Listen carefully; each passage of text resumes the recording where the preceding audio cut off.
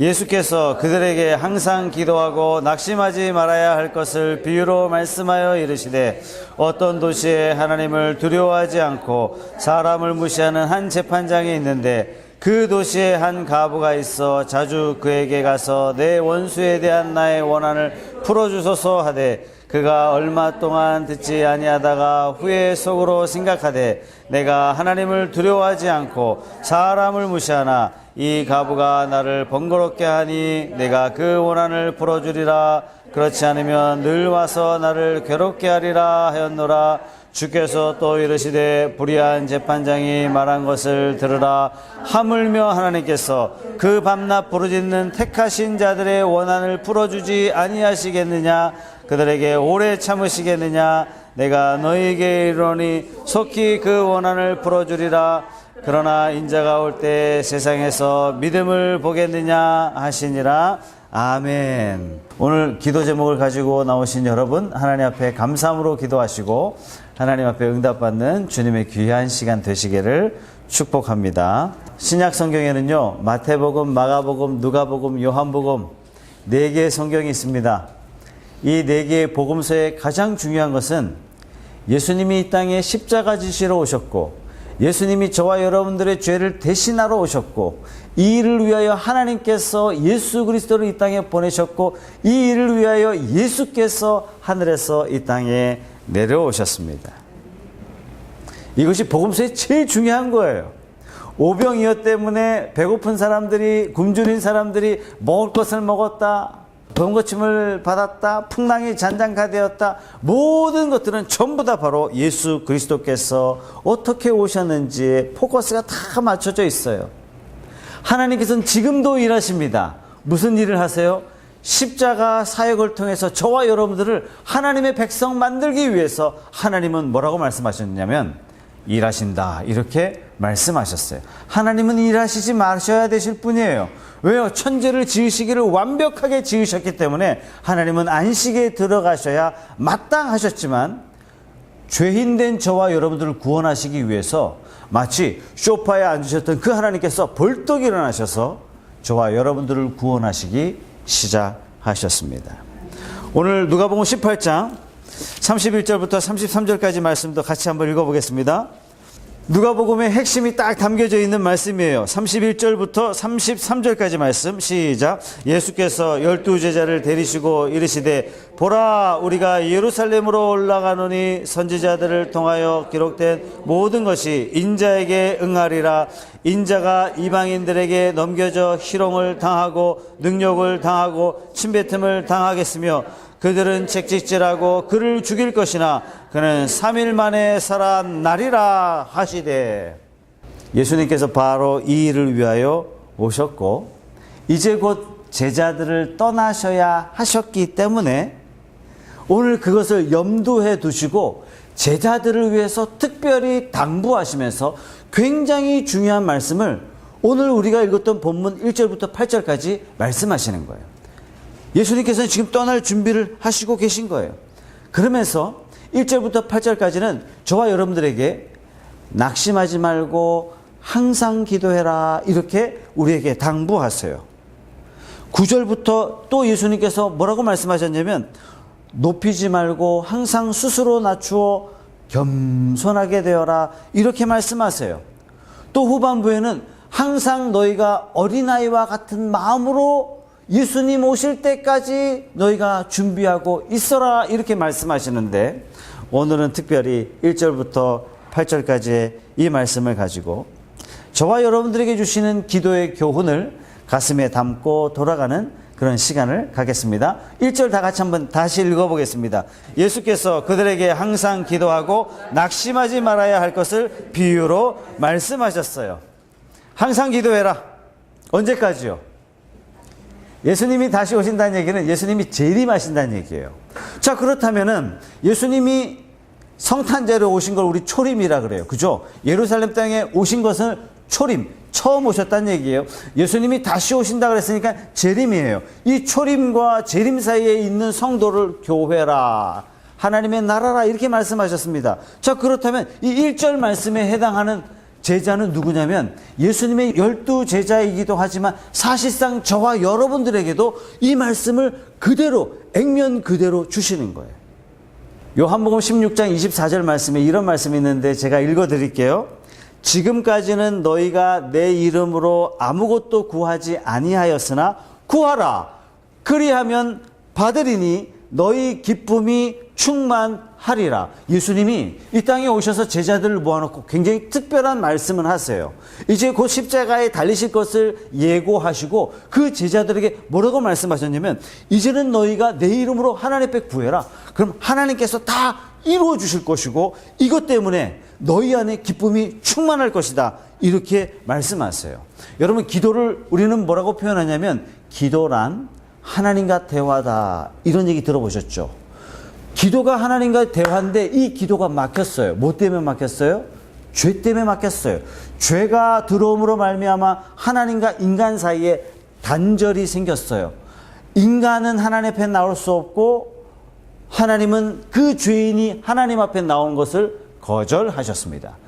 내쫓김 당했습니다. 내쫓김 당했던 인간의 가장 큰 숙명 과제는 뭐냐면 그 하나님께로, 즉 인간의 본질로 되돌아가는 거예요. 그래서 우리는 죽을 때 돌아가셨습니다 이렇게 얘기하잖아요. 이 말이 그냥 주어진 말이 아닌 거예요. 인간은 끊임없이 우리가 살아가야 할 본향은 어디냐면 하나님 곁이란 얘기예요. 그런데 죄 때문에 하나님과 단절이 생겨서 우리는 하나님 앞에 기도할 수 없고 기도해도 하나님 듣지 않으시는 죄인의 위치에 처해 있었습니다.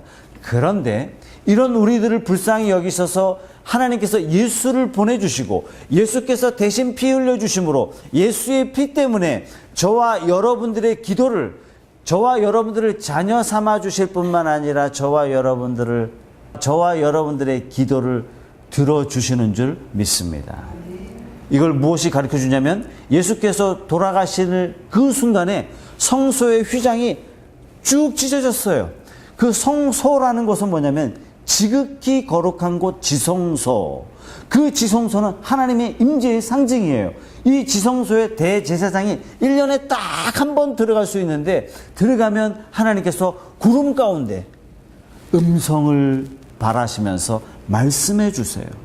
근데 그 성소의 휘장이 찢어짐으로 누구든지 예수를 믿는 자는 담대히 그 보좌 앞에 나아갈 수 있는 하나님의 은혜를 저와 여러분들에게 주신 줄로 믿습니다. 이 일을 위해서요, 예수께서 이 땅에 오셨다는 얘기입니다. 에베소서 3장 12절 말씀도 제가 읽어드릴게요. 우리가 그 안에서 그를 믿음으로 말미암아 담대함과 확신을 가지고 하나님 앞에 나아감을 얻었느니라. 우리가 하나님 앞에요, 담대함과 확신을 가지고 그 앞에 나아갈 수 있게 됐다고요. 어떻게 이렇게 됐습니까? 우리가 뭘 잘해서요?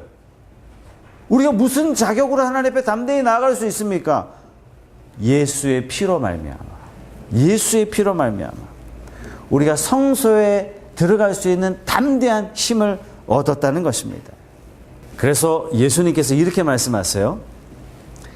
내가 이제 십자가의 죽음으로써 하나님과 죄인 사이의 길을 내가 마련해 놨으니까 너희들은 내가 떠난 뒤에 요동하지 말고 하나님 앞에 담대히 나아가서 기도해라.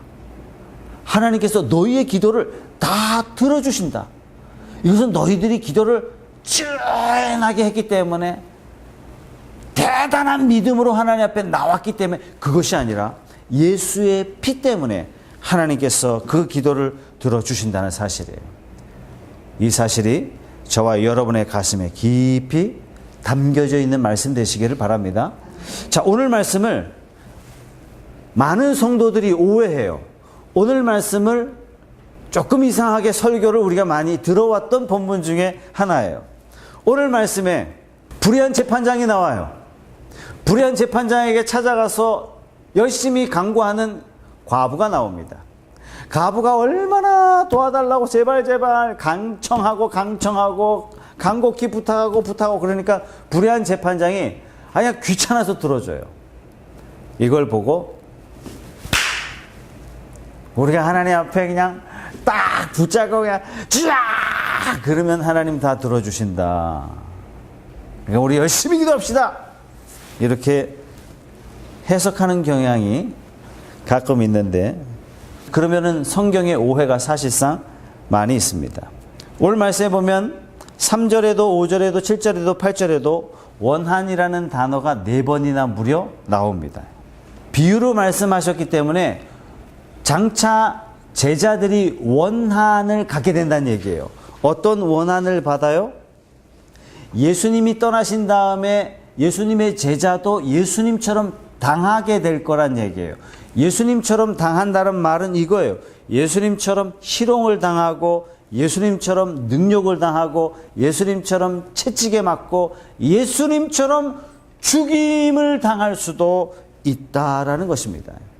이때 예수님께서 이렇게 말씀하세요. 항상 기도하고 낙심하지 말아라. 만약에 이러한 사태가 벌어진다 해도 절대로 낙심하지 말아라. 끈질기게 붙잡아라. 이것이 아닙니다. 끈질기게 붙잡아라 그런다면은 우리는 성경의 하나님을 굉장히 이상한 분으로 오해할 수 있는 거예요. 자, 1절부터 5절까지는 불의한 재판관이 나오죠. 이 불의한 재판관을 어떻게 소개하냐면 하나님을 두려워하지 않는 사람이에요. 더더군다나 사람을 무시해요. 대단한 사람이에요.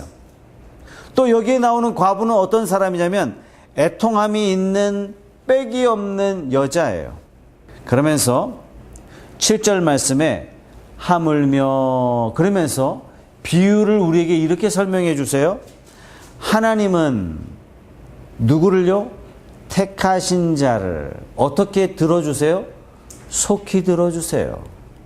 과부가 불의한 재판장에게 귀찮도록 간청했기 때문에 우리도 하나님 앞에 귀찮아 하실도록 기도하고 간구하면 하나님이 우리의 소원 들어주시지 않겠는가 하는 것은 잘못된 해석입니다.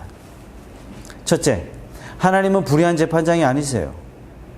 하나님은 정의로우신 분이세요. 더더군다나 우리는 백없고 연줄 없는 과부가 아니라 하나님이 특별히 사랑하셔서 이 땅에 뽑아 세우신 하나님의 사랑받는 자녀인 줄로 믿으시기 바랍니다. 더더군다나 하나님은 우리의 기도를 귀찮아하지 않으세요. 너희가 항상 기도하라. 내가 너희의 기도를 들어줄게 라고 하나님이 말씀하셨어요. 더군다나 불의한 재판장은요, 한 번 듣고 두 번 듣고 세 번 듣고 그냥 어쩔 수 없이 해가지고 그냥 시간을 최대한 딜레이 시켜가지고 대답을 해줬는데 하나님 그러신 분이 아니에요. 우리의 기도에 대해서 늑장을 부리시는 것이 아니라 우리의 기도를 들으시고 즉각적으로 응답하시는 분이 저와 여러분의 하나님인 줄로 믿습니다. 자, 그러면 이 말씀이 어떤 의도냐 이거예요. 자, 데살로니가 5장 16절 18절 말씀은 여러분들이 너무나 잘 아시는 말씀이 있죠. 항상 기뻐하라. 쉬지 말고 기도하라. 범사에 감사하라. 이는 그리스도 예수 안에서 너희를 향하신 하나님의 뜻이니라. 여기에 세 가지 명령이 딱 떨어졌어요. 첫째, 항상 기뻐하라. 항상 기뻐하라는 얘기는 우리가 사실 약간 맛이 간 사람처럼 늘 이러면서 돌아다니라는 뜻의 항상 기뻐하라는 게 아니에요. 장례식장 가서도 하나님 항상 기뻐하라 그랬으니까 저는 웃을 수밖에 없어요. 이해해 주세요. 그러라는 뜻이 아니에요. 항상 기뻐하라는 이야기는 뭐냐면 영원히 죽을 수밖에 없는, 마땅히 죽을 수밖에 없는, 그리고 소망이 없었던 그 존재가 예수 그리스도, 그분이 피 흘리셔서, 최석찬이 피 흘려서 소망을 얻은 존재가 아니라 그분이 피 흘리셔서 이 세상에 그 누구도 그 어떤 대가로도 지불할 수 없는 영원한 하늘나라에 소속이 된 것, 이거 너희가 기뻐하라는 얘기예요.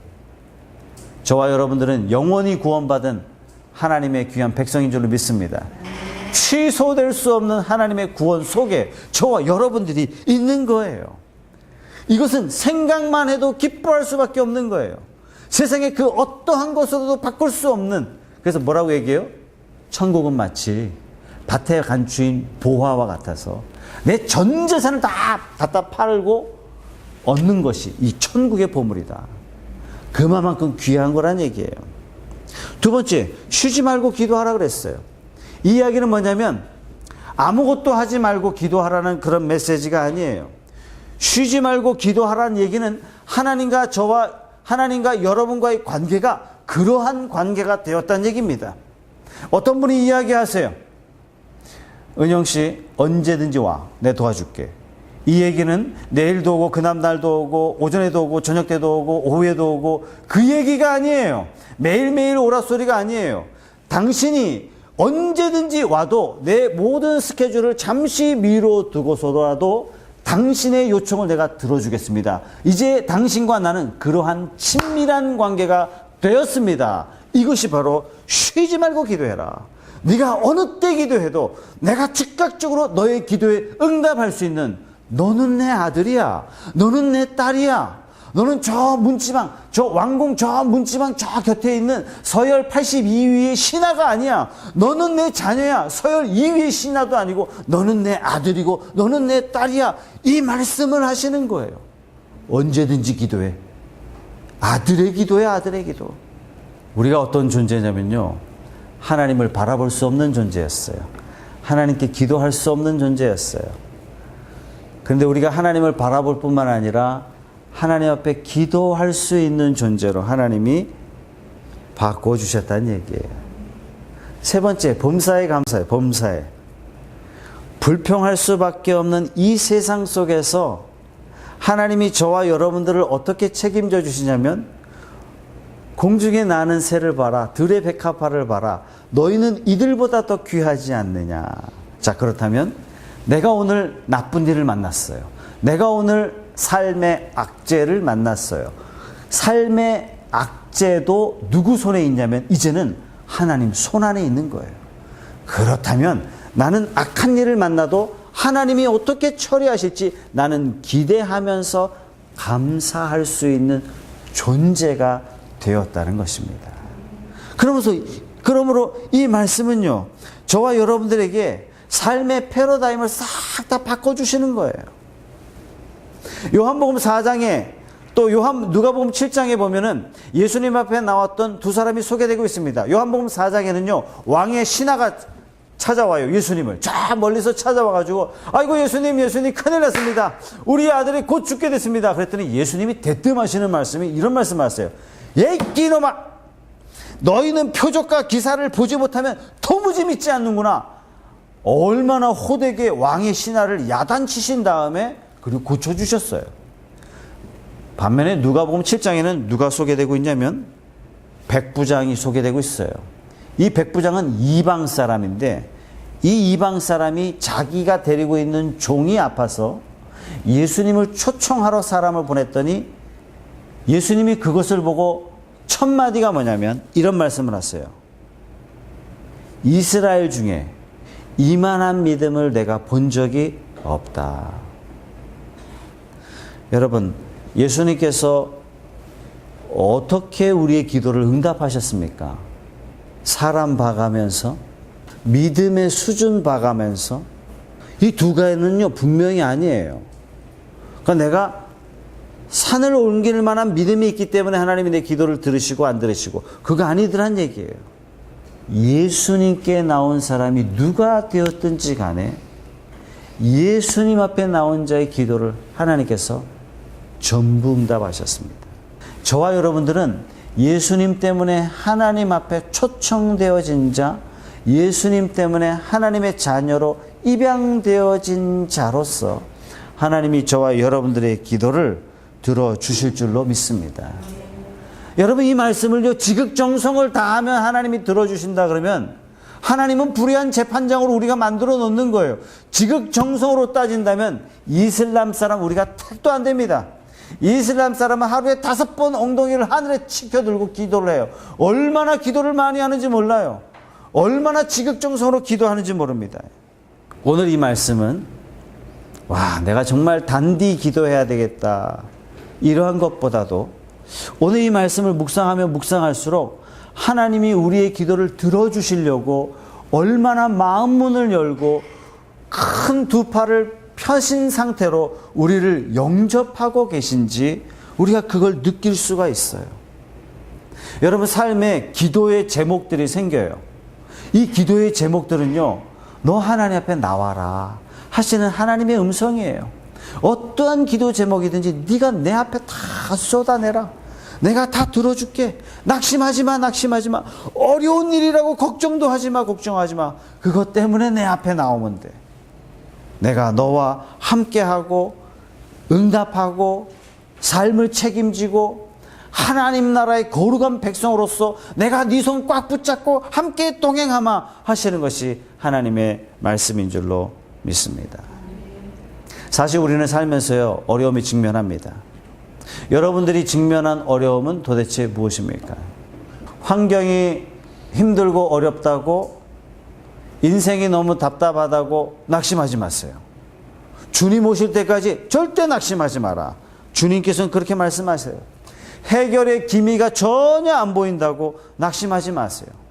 나름대로 나는 잘해보려고 노력하고 또 노력했는데, 아니 세상에 엎친 데 덮친 격이라고 일이 잘 안 되고 더 안 되고 그런다 할지라도 여러분 절망하지 마세요.